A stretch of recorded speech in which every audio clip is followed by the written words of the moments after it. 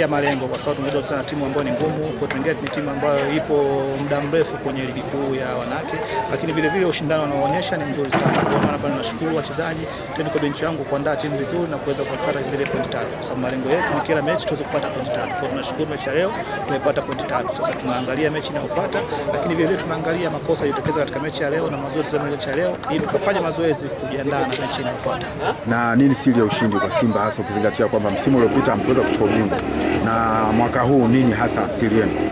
Tumeshaangalia misimu miwili yote ambayo JKT imechukua ubingwa, wanachukua kwa idadi ya magoli.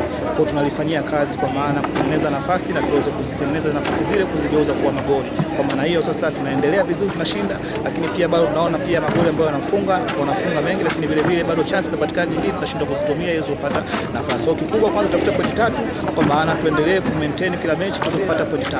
Swala la magoli litakalokuja bado tunalifanyia kazi mazoezini, basi yale ambayo yatapatikana basi tuweze kuyapata na kufanya vizuri katika msimu huu. Malengo yetu sisi ni kuweza kupata ubingwa katika msimu huu. Hatuwezi kupata ubingwa kwa kutoa draw au kufungwa.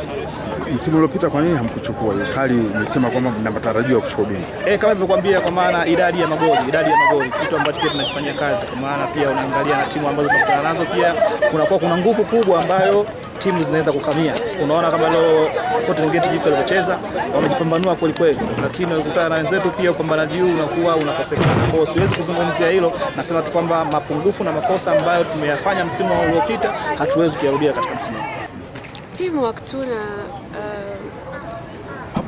Teamwork na maybe team kujituma, kila mchezaji mmoja. Yeah. Last season hapa ulisema kwamba mnaweza mkaenda mkachukua uchampioni wa Simba Queens Tanzania, lakini hamkuweza kufanikiwa. Tatizo ni nini na mwaka huu mnaahidi nini?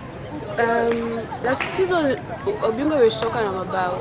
So this time tunajitahidi sana kusikuwe na hiyo gap kubwa, na unajua kushinda mechi zako zote una uhakika wa ubingwa. So the list we are going for ni to make sure every match tuna make sure tunachukua 3 points. Kwa hiyo mnawaambia nini wanawake wa Simba Tanzania? Wa support Simba Queens, watupe moral.